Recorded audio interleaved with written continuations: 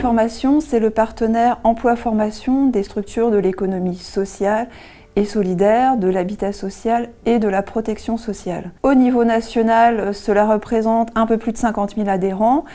Au niveau de la région Bourgogne-Franche-Comté, on est à 2500 adhérents.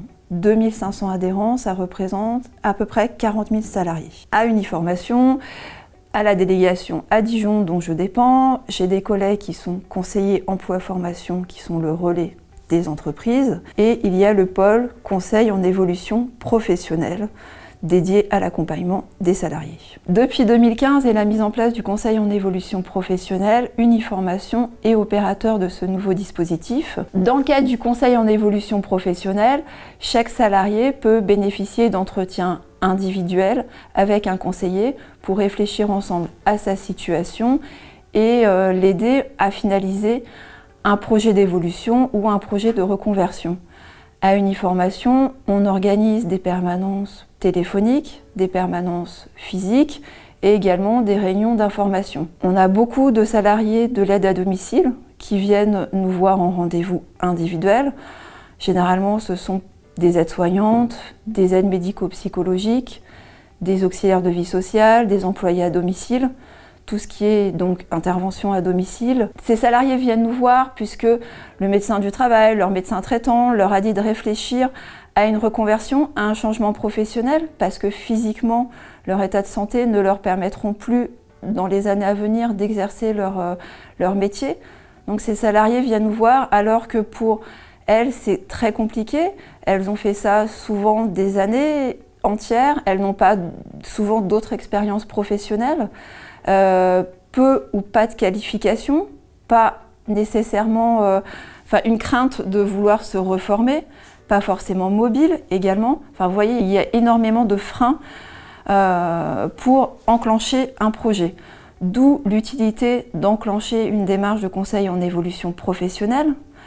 Concrètement, si le salarié n'a vraiment pas de piste, pas d'envie, pas d'idée précise, là on verra plutôt la pertinence d'un bilan de compétences. Un bilan de compétences est financé par Uniformation via le compte personnel de formation, le CPF. Donc c'est un accompagnement extérieur d'une durée de 24 heures qui permettra au salarié de faire le point sur ses compétences, de faire le point sur son parcours et de voir aussi à l'aide de tests qu'est-ce qui peut être possible en termes de nouvelles pistes professionnelles, nouveaux domaines professionnels. Si à contrario, le salarié qui vient nous voir a déjà peut-être des pistes professionnelles, a déjà réfléchi, peut-être qu'aussi auparavant, avant d'être dans la branche de l'aide à domicile, il a déjà exercé dans un autre domaine, ça arrive. Dans ces cas-là, le bilan n'est pas non plus indispensable. On va travailler ensemble à l'aide de fiches métiers, à l'aide aussi de tests via des logiciels d'orientation, à l'aide d'enquêtes métiers. On va inciter le salarié à aller sur le terrain, à se confronter. On peut également, depuis quelques semaines, remettre au salarié des conventions d'immersion pour lui permettre d'aller quelques jours dans une autre structure que celle de son employeur pour découvrir un nouveau métier, pour découvrir un nouveau secteur. Toutes ces choses-là nécessitent vraiment un travail de quelques mois. C'est sous forme de plusieurs rendez-vous. Bien souvent, cela débouche sur un projet formation, mais pas que, puisqu'il peut y avoir aussi recherche d'emploi. Donc là, on peut aider sur cibler les candidatures, cibler les employeurs, aider au CV, aider à la préparation des entretiens. Maintenant, en cas de reconversion, on va nécessairement passer par la case formation.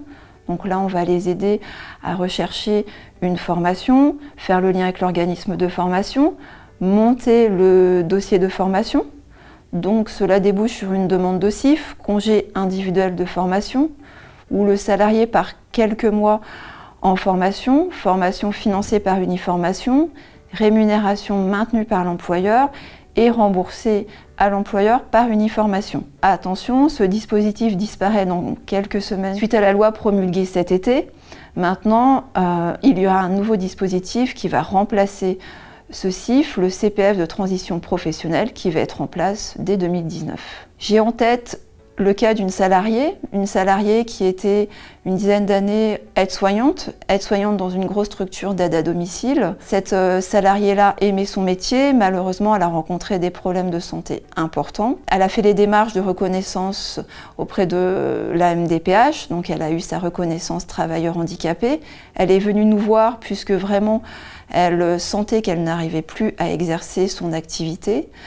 On a réfléchi ensemble, elle a exploré plusieurs pistes professionnelles et à l'aide de réflexion, à l'aide d'enquêtes sur le métier, elle a finalement déposé une demande de CIF qui a été validée pour une formation conseiller en insertion professionnelle, formation qu'elle a suivie en 2017-2018 et elle est depuis quelques semaines embauchée en CDI dans un cabinet de recrutement. Cela me semble vraiment très important que les salariés de l'aide à domicile qui viennent nous voir le plus tôt possible. Pourquoi ? Pour que Uniformation puisse les aider le mieux dans leur démarche d'évolution, dans leur démarche de reconversion, puisque nous, Uniformation, on pourra les aider sur un financement de formation que si la personne est toujours salariée de la structure. Bien souvent, malheureusement, ces salariés viennent nous voir alors qu'il est déjà trop tard, c'est-à-dire que l'inaptitude est déclarée quelques semaines après le premier rendez-vous. Donc nous, Uniformation, nous ne pourrons malheureusement pas intervenir sur un éventuel financement. Après, il y aura d'autres opérateurs qui pourront prendre le relais. Maintenant, cela me semble vraiment important qu'ils viennent le plus en amont pour justement ouvrir le champ des possibles de ces salariés, permettre de faire un vrai travail de fond sur le parcours, sur les compétences. Cela prend du temps parce que ces salariés aiment leur travail, aiment le contact avec les personnes âgées et il y a un travail de deuil à entreprendre qui ne se fait vraiment pas du jour au lendemain. On le voit vraiment au fil des rendez-vous où le salarié accepte finalement peu à peu sa problématique de santé et son besoin de reconversion. J'ai l'occasion d'animer des permanences sur ce territoire dans les locaux de la médecine du travail. Donc nous avons eu l'occasion de sensibiliser l'équipe de médecins du travail sur place qui ne connaissaient pas ou mal Uniformation, qui ne connaissaient pas non plus le conseil en évolution professionnelle. L'intérêt, c'est quoi ? C'est que les médecins du travail de ce territoire, lorsqu'ils ont en visite des salariés de l'aide à domicile qui sont en difficulté professionnelle, en risque d'usure, en risque d'inaptitude, donc ces médecins parlent d'Uniformation, de l'existence de ces permanences et me les envoient. Il y a vraiment un lien de fait.